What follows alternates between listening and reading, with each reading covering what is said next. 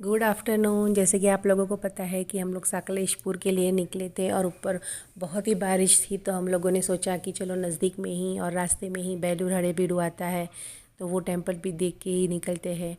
तो बस अभी हम लोग बेलूर के लिए निकले हैं लंच के बाद, और वो मंदिर भी हम आप लोगों को दिखाएंगे।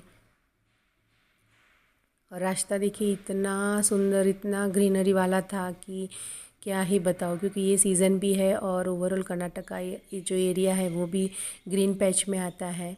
तो यहाँ पे हम लोग ये बेलूर मंदिर में पहुँच गए हैं हम लोग। ये इसका एंट्रेंस है और गाड़ी पार्क करके हम लोग आ गए हैं।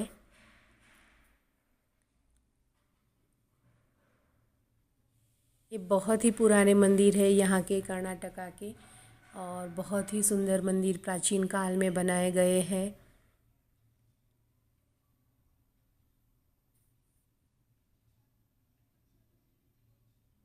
ये पूरा गोपुरम और ये एंट्रेंस है। अगर आपने मेरे पहला वाला वीडियोस देखे होंगे तो वहाँ पे हम लोग सोमनाथपुरा में गए थे, तो वहाँ के जैसा ही ये मंदिर है। कोई मंदिर में पूजा होती है, कोई मंदिर में पूजा नहीं होती है। तो ये मंदिर में पूजा हो रही थी, क्योंकि यहाँ पे शिव जी का जो शिवलिंग है वो प्रस्थापित है, वहाँ यहाँ पे स्थापित किया हुआ है।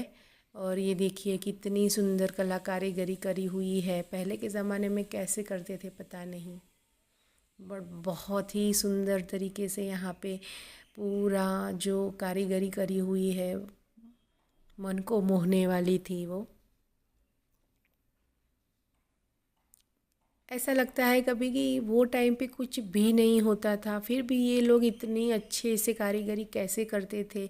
मन में बहुत सारे सवाल उठते थे, बट वहाँ के और तब के लोगों को धन्यवाद है, और हेड्स ऑफ है उन लोगों को कि इन लोगों ने इतनी अच्छी तरह से सब बनाया है और हमारे लिए सब बचा के भी रखा है गवर्नमेंट ने। तो देखिए ये यहाँ पे पूरा पानी का स्टोरेज का बनाया था। फिर उसके बाद हम लोग हड़ेबीडू टेम्पल गए, जो वहाँ से हार्डली 20 मिनट दूर था। यहाँ पे पार्किंग में हम लोगों ने गाड़ी पार्क करी और हम लोग हड़ेबीडू मंदिर में गए।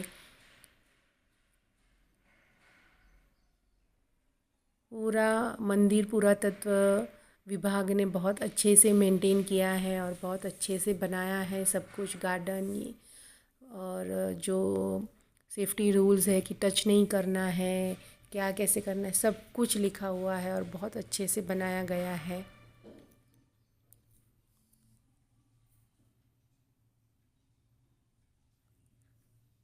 ये सभी कलाकृतियाँ हैं वो टाइम पे उनको मंदिर के आसपास मिली थी, मंदिर में मिली थी, वो सब यहाँ पे रखी हुई है।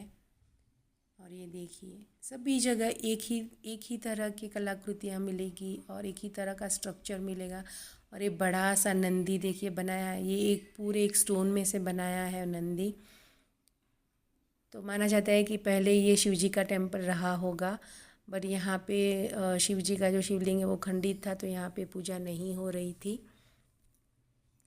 और हम लोग यहाँ से बस वापस जाने की तैयारी कर रहे थे, क्योंकि शाम होने को आई थी और घर भी जाना था। तो हम लोग निकले वहाँ से, चाय वाय पी के हम लोग निकले वहाँ से हड़ेबीडू से घर जाने की, क्योंकि यहाँ से 3 घंटे का रास्ता दिखा रहा था।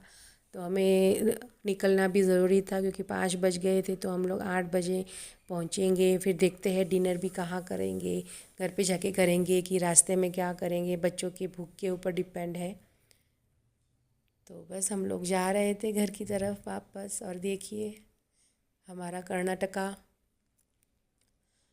फिर शाम होने को आई, अंधेरा होने लगा था, बच्चों को भूख भी लग गई थी, तो सोचा चलो डिनर भी यहाँ पे ही रास्ते में ही कहीं पे कर लेते हैं। तो हम लोगों ने सर्च किया, तो रास्ते में पाकशाला करके रेस्टोरेंट आ रही थी, तो सोचा चलो वहाँ पे ही सब लोग अभी डिनर करेंगे और फिर वापस घर जाएंगे और घर जाके सिर्फ सो जाएंगे, क्योंकि बहुत थक गए थे।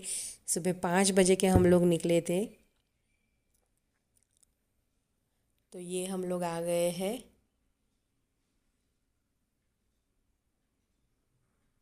रेस्टोरेंट पे, पाकशाला करके रेस्टोरेंट है वहाँ पे। ये देखिए कितना बड़ा पंखा था यहाँ पे। और सब ने अपने अपने हिसाब से खाना मंगाया, बच्चों ने खाया, बहुत एंजॉय किया। बच्चे भी थक गए थे, हम भी थक गए थे, बट हम तो शौकीन हैं घूमने को, तो हम लोग घूमते रहते हैं। जैसे ही सैटरडे संडे आता है और कहीं पे प्लान बनता है तो हम लोग निकल ही जाते हैं।